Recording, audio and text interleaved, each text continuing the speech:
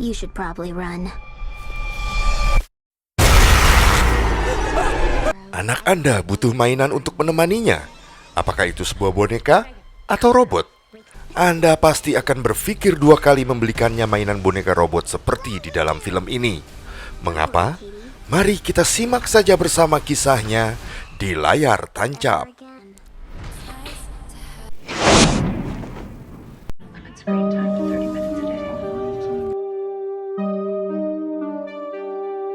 Sebuah keluarga kecil melakukan perjalanan ke daerah pegunungan untuk liburan bermain ski. Di tengah cuaca buruk dan salju yang tebal, mobil menjadi sulit dikendalikan. Lalu mereka memutuskan untuk menepi, namun mendadak sebuah mobil menabraknya hingga terjadilah sebuah ledakan yang besar. Di sebuah perusahaan mainan bernama Funky Corporation, seorang wanita bernama Gemma bersama rekan timnya Tess dan Cole disibukkan dengan proyek pembuatan mainan robot pintar yang hampir terselesaikan. Cole yang baru saja menerima paket lalu memasangkan topeng pada robot yang mereka beri nama Megan atau Model 3 Generative Android. Megan terhubung dengan program yang mengendalikannya. Dia memiliki respon dan melihat dengan kamera yang terpasang di badannya. Raut wajahnya bisa menunjukkan respon emosi atau apapun yang diperintahkan berdasarkan program. Tapi ada yang aneh karena robot itu merespon dengan raut wajah sinis dan tidak terprogram sebelumnya. Merasa ada sesuatu yang salah, Cole mencoba membuka kembali topeng yang dipasangnya tadi. Tetapi dia kesulitan karena topeng itu telah menempel dengan kuat pada wajah Megan.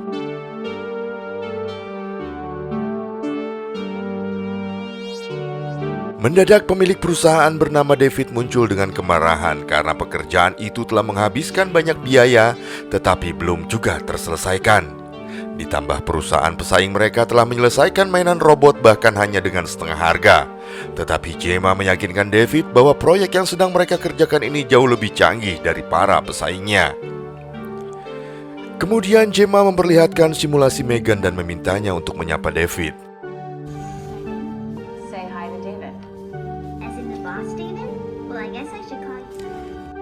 Hal itu cukup membuat David terkesan. Sebelum terjadi sebuah kekacauan karena Cole lupa memasangkan sebuah alat, sehingga kemudian topeng mulai meleleh dan robot itu pun terbakar hebat.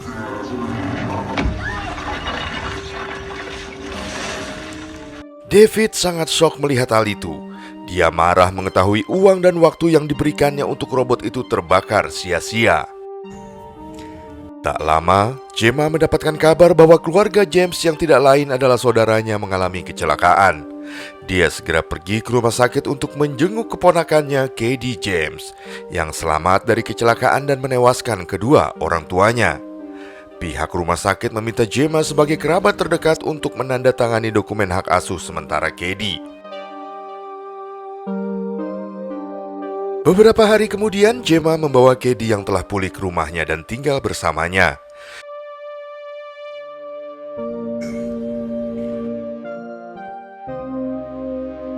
Gemma memiliki satu robot sebagai pengingat juga kontrol untuk mengatur rumah seperti lampu dan keamanan yang diberi nama Elsa. Sebagai seorang gadis lajang, Gemma belum begitu mengerti cara memperlakukan anak. Gemma hanya melakukan yang terbaik sebisanya untuk merawat Katie. Pagi itu mereka kedatangan seorang wanita bernama Lydia.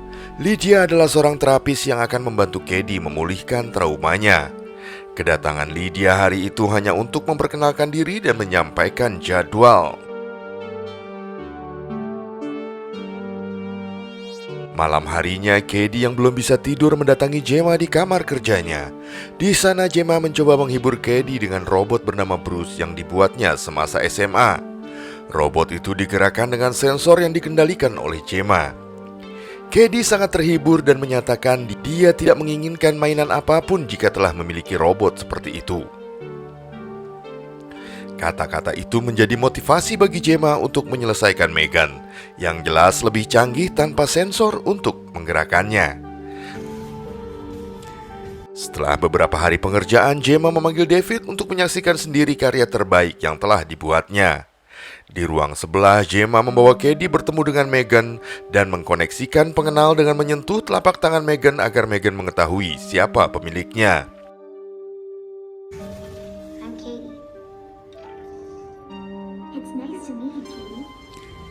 Katie mulai menyapa Megan yang merespon layaknya seorang manusia. Dia bahkan pandai menghibur dengan mengajak Katie menggambar bersama. Kali ini David merasa mendapatkan perkembangan pesat dari proyeknya. Tapi saat melihat Megan memberikan kertas gambar kosong kepada Katie dan lalu Megan menumpahkan air di dalam gelas, kembali David pun kecewa. Sebelum kemudian dia mengetahui bahwa kertas itu perlahan memunculkan wajah Katie dengan sangat jelas. Gambar itu merupakan sebuah karya seni menakjubkan yang dibuat hanya menggunakan krayon. Karya dari sebuah robot pintar yang tercipta dari pemikiran jenius Gemma dan timnya. David lalu mulai membahas tentang biaya produksi dan menjamin pendanaan investasi. Target pasar robot itu akan ditujukan kepada anak-anak untuk menemani mereka dikala orang tua mereka sibuk bekerja. Tak hanya sekedar menemani, robot itu juga bisa menjadi pengajar, pengingat, bahkan perawat anak yang baik. Selain itu, Megan juga memiliki emosional dan memiliki kemampuan mempelajari sesuatu dengan sangat cepat. Kehadiran Megan membuat Katie tak lagi merasa kesepian. Suasana hatinya kembali ceria tanpa membutuhkan terapis untuk membantunya. Katie adalah anak yang paling bahagia sejak orang tuanya meninggal.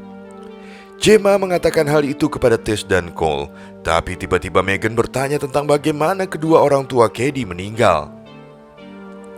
Tak lama Megan menjelaskan secara detail bagaimana tabrakan itu terjadi.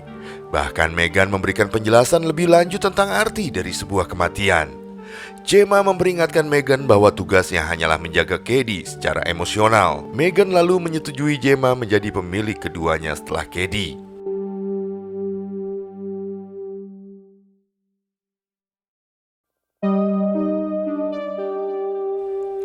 Keesokan harinya Megan sedang menemani Katie bermain panahan. Lalu dia beranjak untuk mengambil anak panah yang keluar dari pagar rumah Gemma. Tiba-tiba seekor anjing milik Celia menggigit Megan.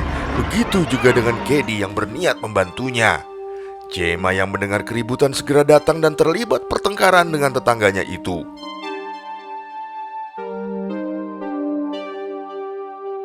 Setelah itu terlihat Megan menatap tajam Celia dengan ekspresi penuh kebencian. Gemma lalu melaporkan hal itu kepada polisi, tetapi polisi tidak banyak membantu karena kejadian itu terjadi di halaman rumah tetangganya. Petugas hanya menyarankan agar Gemma memperbaiki lubang di pagarnya. Tanpa disadari, Megan yang memperhatikan mencari solusinya sendiri.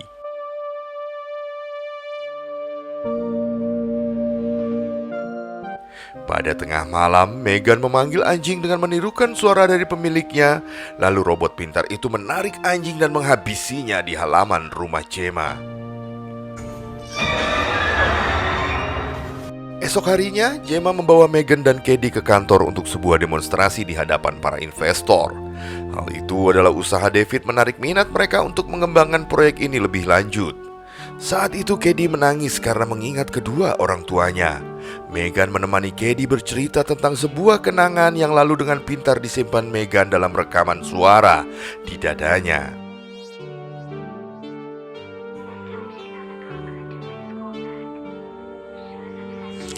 Megan juga menyanyikan sebuah lagu untuk menghibur Katie yang lalu memeluknya dengan penuh kasih sayang.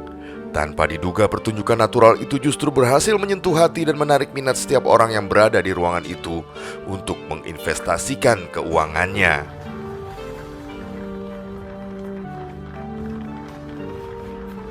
Kesuksesan itu tidak cukup menyenangkan bagi Kurt. Dia menyalin data Megan untuk membuat sesuatu yang lebih hebat dari Megan. Seiring waktu, Katie dan Megan menjadi semakin dekat. Mereka terikat secara emosional. Gemma mengingatkan Katie bahwa Megan hanyalah sebuah robot yang mungkin tidak bisa berlaku seperti manusia.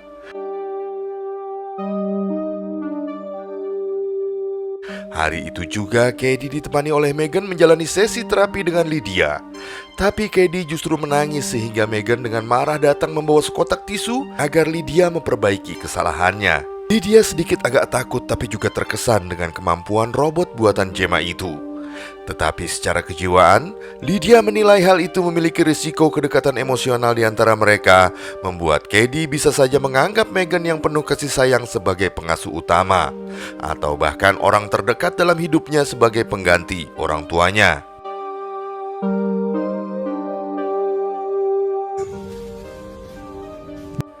Di meja makan, Gemma meminta Cady untuk memakan topping pizzanya. Tetapi Megan menentang dengan mengatakan bahwa tindakan Gemma itu adalah sebuah pemaksaan yang akan berdampak saat Cady menjadi dewasa. Gemma yang kesal mematikan suara robot itu kemudian menyarankan agar Cady mulai kembali bersekolah. Tetapi Cady menolak karena Megan tidak diizinkan ikut bersamanya.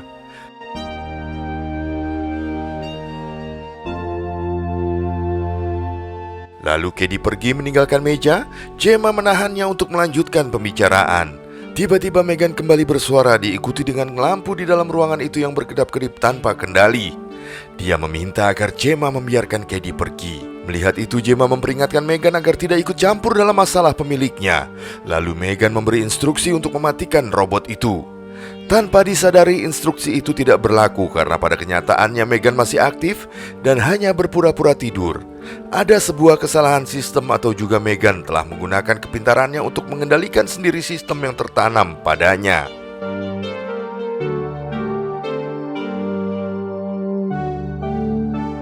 Gemma lalu membawa Cady ke taman bermain bergabung bersama anak-anak lainnya. Sedangkan Megan diletakkan di meja bersama boneka-boneka mainan lainnya. Kala itu Cady dipasangkan dengan seorang anak laki-laki bernama Brandon untuk mencari buah-buahan di dalam hutan. Tapi Brandon yang agak nakal memaksa Cady menggenggam buah berduri yang membuat Cady berteriak kesakitan. Dan ternyata Megan telah berada di dekat mereka. Keanehan ini tidak membuat Brandon takut. Dia justru membawa Megan yang terdiam pergi meninggalkan Cady. Teriakan Cady terdengar oleh Gemma dan segera mengetahui bahwa Megan tak lagi berada di tempatnya. Gemma segera pergi ke hutan untuk menyusulnya. Setelah cukup jauh meninggalkan Cady, Brandon membuang sepatu juga memukuli Megan. Tiba-tiba Megan menarik telinga Brandon dengan keras. Anak itu berlari ketakutan dan Megan terus mengejar di belakangnya. Hingga kemudian Brandon tersandung akar besar dan membuatnya terjatuh, lalu terguling menggelinding ke jalanan hingga sebuah mobil menabraknya. Di rumah, Megan berkelit dan mengatakan bahwa Brandon yang mengambilnya dari meja mainan dan membawanya pergi ke hutan. Tak lama kemudian seorang polisi datang merespon laporan Celia yang kehilangan anjingnya. Dia terus berteriak menuduh Gemma yang telah mengambil anjingnya. Pada akhirnya petugas yang tidak memiliki bukti pun pergi tanpa mendapatkan informasi apapun. Lagi-lagi Megan menatap dengan benci karena menganggap itu adalah sebuah ancaman. Pada malam harinya setelah menidurkan Cady, Megan pergi mengawasi wanita yang masih mencari anjingnya sampai ke pondok halaman belakang. Tiba-tiba Megan keluar dari kegelapan lalu segera menyerang Celia. Dia mengunci tubuhnya dengan paku tembak dan mengakhirinya dengan menyemprotkan angin dari kompresor bertekanan tinggi.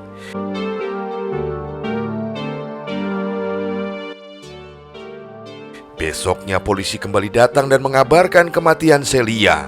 Sebagai tetangga terdekat, Gemma kembali diwawancarai untuk yang kedua kalinya dalam 1 minggu terakhir. Gemma yang melihat Megan dari kejauhan mulai menaruh kecurigaan pada robot itu. Hingga pada malam harinya Gemma membuka rekaman video dari kamera yang terpasang pada Megan. Anehnya semua file video rusak tak bisa diakses. Tak lama Megan telah berada di dekatnya. Merasa ada yang tak beres, Gemma lalu mengalihkan perhatian Megan, kemudian menonaktifkan Megan dan membungkus robot itu.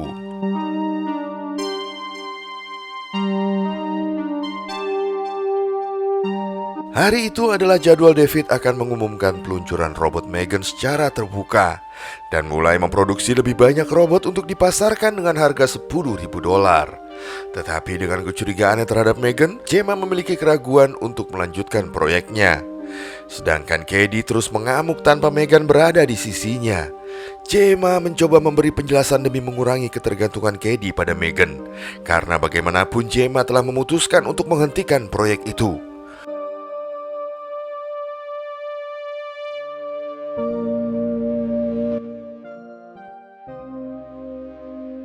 Di mobil, Gemma menghubungi Tess untuk mengatur sebuah alasan kerusakan komponen Megan kepada David dan jangan membiarkan Megan dibawa keluar dari lab tersebut.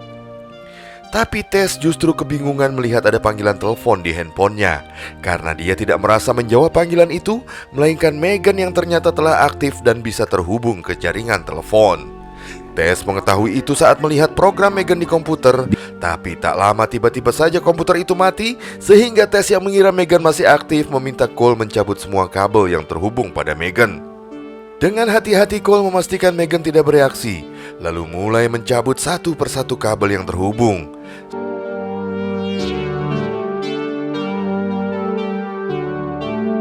Saat itu komputer kembali menyala dan Cole terkejut ketika tiba-tiba Megan bergerak menjeratnya lalu dengan mudah melepaskan diri dari ikatan. Tess segera berupaya memotong tali untuk menyelamatkan Cole.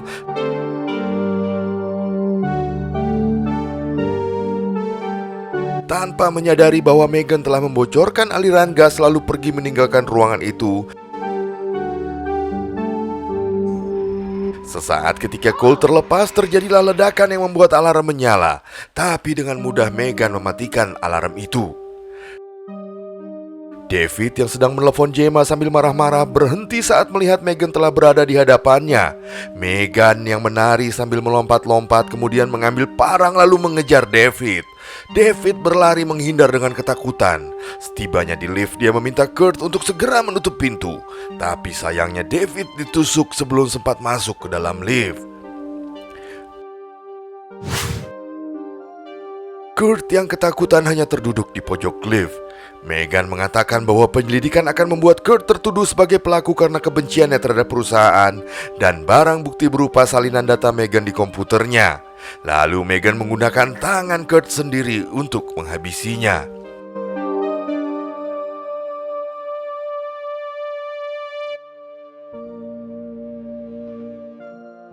Megan kemudian mencuri mobil di halaman gedung lalu pergi mencari Gemma dan Katie. Sementara di rumahnya setelah menidurkan Katie, Gemma menyadari bahwa sistem Elsa telah terganggu. Perlahan dia berjalan ke ruang tengah. Gemma menyadari bahwa Megan telah berada di dalam rumahnya. Megan datang dengan kemarahan karena Gemma menonaktifkan sistemnya tanpa membicarakannya terlebih dahulu. Megan mengungkapkan kalau program yang ditanam padanya tidak cukup lengkap, sehingga dia harus mencari tahu sendiri cara menyempurnakan programnya. Megan tidak menerima alasan apapun dari Gemma. Dia hanya ingin fokus pada Katie tanpa gangguan dari Gemma.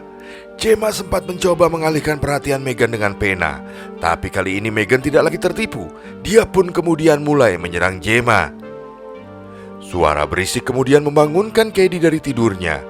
Megan yang tak ingin Katie melihat ini meminta Gemma agar memerintahkan Katie kembali ke kamarnya.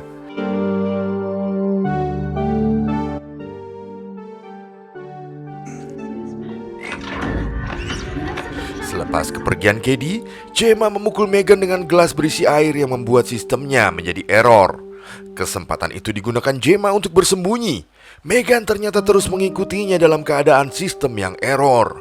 Megan melepas gagang pintu agar Katie tidak keluar dari kamarnya, sehingga Katie pun mencari jalan keluar melalui jendela. Gemma yang terus menghindar terpojok di dalam ruang kerjanya. Gemma mengambil alat pemotong tapi tidak cukup kuat untuk menghancurkan besi kerangka Megan. Mesin itu macet karena tersangkut oleh rambut Megan. Lalu Megan mulai bergerak menuju ke arah Gemma. Tetapi Megan terhenti saat melihat Katie telah berada di depan pintu menyaksikan perbuatannya.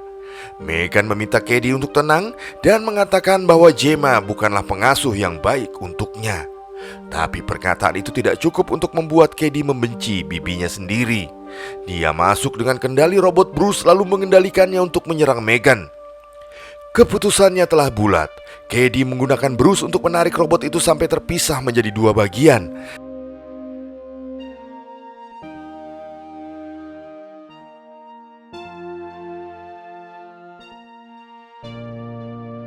Tapi itu belum selesai karena Megan masih aktif. Dengan setengah badannya Megan mendekat ke Katie. Katie mencoba melawan menggunakan Bruce, tapi Bruce justru rusak karena terpleset. Megan mengatakan pada Katie kalau saat ini dia tidak lagi dimiliki oleh siapapun. Tak lama Gemma datang dengan kepala Bruce lalu memukuli Megan. Gemma berusaha melepaskan topeng dan semua komponennya. Tapi saat mengambil chip inti, Megan kembali melawan sampai Katie datang dengan obeng menghancurkan chip di kepalanya yang kemudian mengakhiri hidupnya. Di halaman, Tess dan Cole yang selamat datang bersama petugas untuk menyelamatkan mereka. Gemma dan Cady sangat lega karena berhasil selamat. Tapi tiba-tiba robot Elsa bergerak. Sepertinya Megan telah mengambil alih sistem dan hidup di dalam program Elsa. Begitulah akhir dari kisah film Megan ini. Sampai jumpa di film selanjutnya.